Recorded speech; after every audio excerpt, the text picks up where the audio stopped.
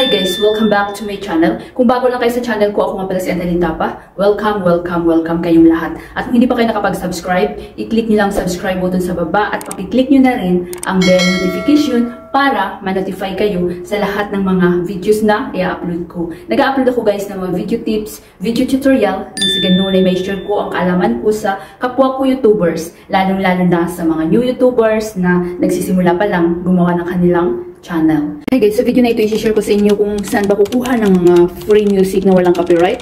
So lalong-lalo na sa mga baguhan, sa mga nagsisimula pa lang gumawa ng kanilang channel. At tapusin nyo itong video na ito guys kasi i-share ko na rin sa inyo kung paano ba ilagay sa inyong mga YouTube videos, kung paano lagyan ng music ang inyong mga YouTube videos at saan ito makikita pagkatapos nyo ma-download. So una natin gagawin guys, punta tayo sa browser. Saan ba yung gamit na browser? Ano ba yung browser na gamit nyo?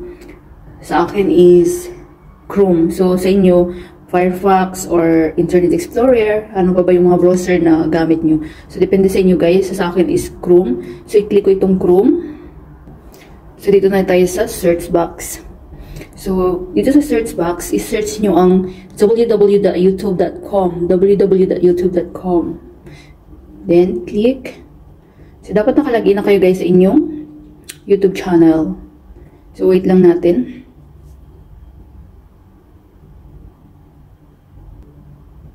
So ayan. So nakikita niyo ito guys, ito sa taas, click niyo lang yan dito, then may makikita kayong na tatlong dot. Then check niyo yung desktop site niyo. Sa akin naka-check na. So kapag hindi pa, i-check niyo guys, then balik tayo. So nakikita niyo itong ating profile picture. So ito yung supporting account ko guys. So i-click niyo yan. Then, dito sa baba, your channel, YouTube Studio. So, sa pangalawa, guys, i-click nyo YouTube Studio.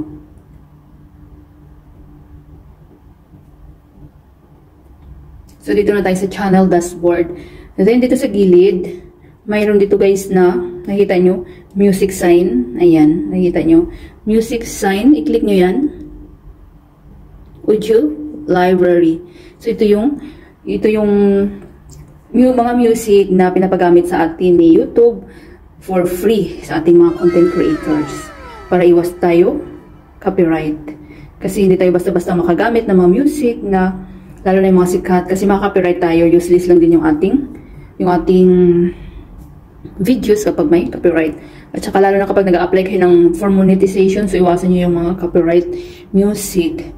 So ang dami dito guys, Audio Library. So nakikita nyo guys.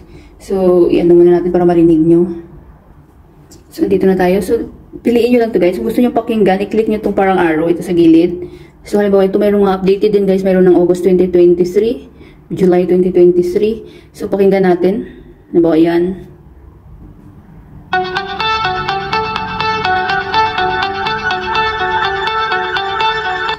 So, depende sa inyo kung ano yung bet nyo. Maghanap lang kayo dyan guys. Marami ding magaganda dito guys. Halimbawa, ito.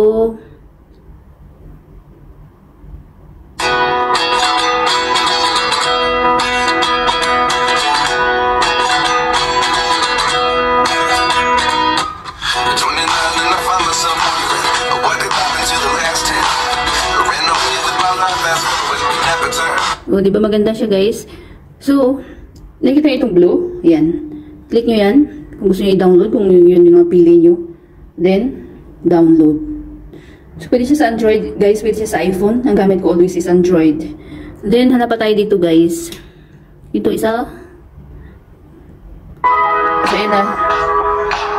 File downloaded. Success na yung ating download.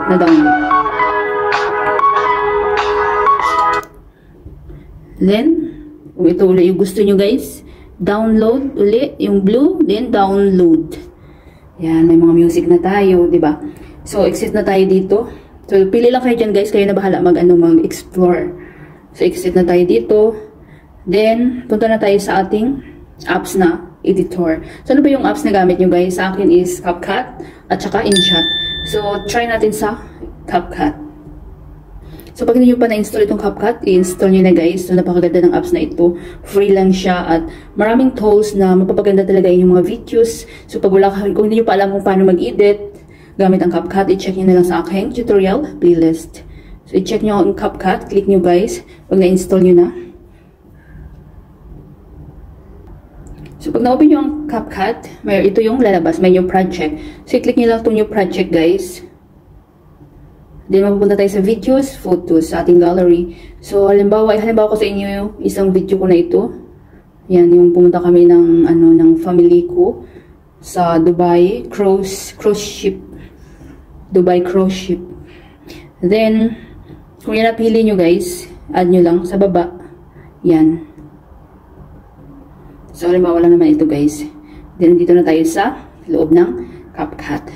So, ito guys, kasi siyempre kapag halimbawa may lalabas kayo or may mag-attend kayo ng mga events or any occasions. So, siyempre kapag mag-film kayo may mga audio or may music, di ba? So, yung mga masagip nyo na music is may copyright. Kagaya dito may copyright ito guys. So, tanggalan muna natin ng original na audio. So, paano ba? I-click nyo lang yan guys. Then, nakikita nyo itong volume sa baba. Click nyo yan. Then, i-zero nyo. So, ayan, nawala na. Nawala na yung original na music. So, check natin. Then, lagyan na natin ng sarili nating music na walang copyright. So, dito sa pinakauna, mag-back tayo. So, nakikita nyo guys, audio. Audio, sounds. So, napakaraming music dito si CapCut guys. Kaya lang may mga copyright din. So, kapag gusto nyo i-monetize yung channel nyo, so, hindi kayo dito kukuha ng mga music kasi maka-copyright kayo. So, napakarami dyan. So, hanapin natin yung ating na download galing sa audio library. So, nakita nyo itong parang computer. TikTok sign, then computer. Then, from device. Piliin nyo itong from device. Then, hanapin na natin yung ating na download. Nandito yun guys.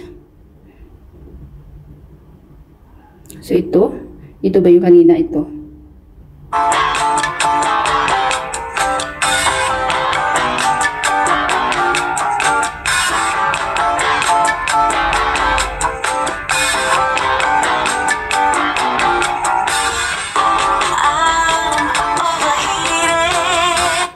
Then, nakita nyo itong plus guys. Itong blue, click nyo yan.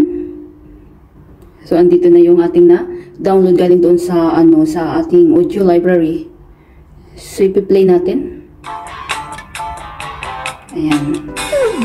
So, may music na yung ating video. So, kung gusto nyo guys, palakasan, i-click nyo lang to. Nakikita nyo itong volume. So, gusto nyo i-full, napakalakas. Ayan. Pwede. Kung gusto nyo pahinaan, adjust nyo lang. Yan. Depende sa inyo. So, may isa pang katanungan yung mga viewers ko na halimbawa yung inyong video is nasa 10 minutes or 15, then yung inyong music is nasa 4 or 3 minutes. So, kagaya nito. So, ano ba yung dapat gawin? So, itong aking video is nasa 6 minutes. At saka itong ating audio music is nasa 4. So, i-copy lang natin guys. Wait lang guys. So, kagaya nito guys. So, hanggang dito lang yung ating music. Nasa 4 minutes lang siya. So, ating video is mas mahaba. So, kagaya yan. So, wala ng music. So, ano ba yung dapat natin gawin? Check muna natin to guys. So, i-click lang natin to guys. Pwede natin siyang i-crop. Yan. Depende sa inyo. Hanggang magpantay din siya sa ating video. Pwede rin natin siyang i-copy. So, nakikita nyo? Copy. Ayan. So, lumapas siya. Nasa 8. So, nasa 8, 8 minutes siya. So, i-split lang natin, guys. Kagaya nito.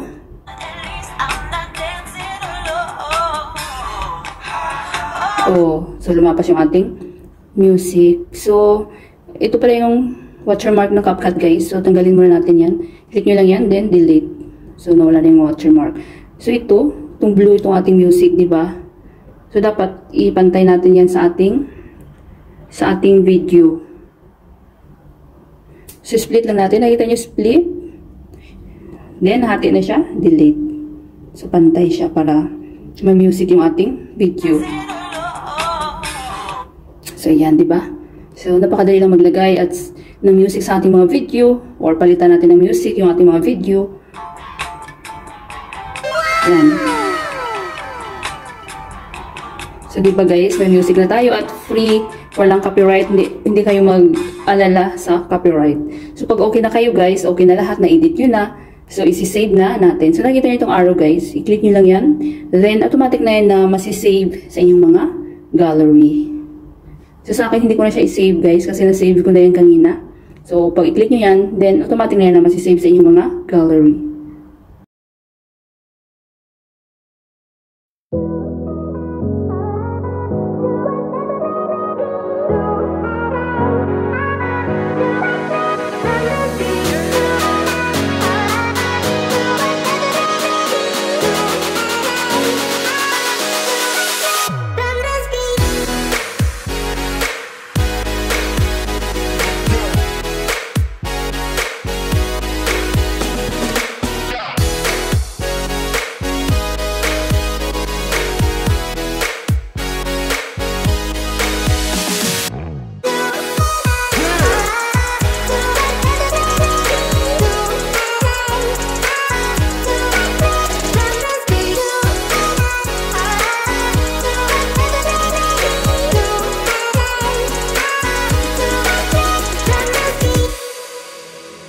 Sana guys may natutunan kayo sa video tutorial ko na ito at maraming salamat sa panonood.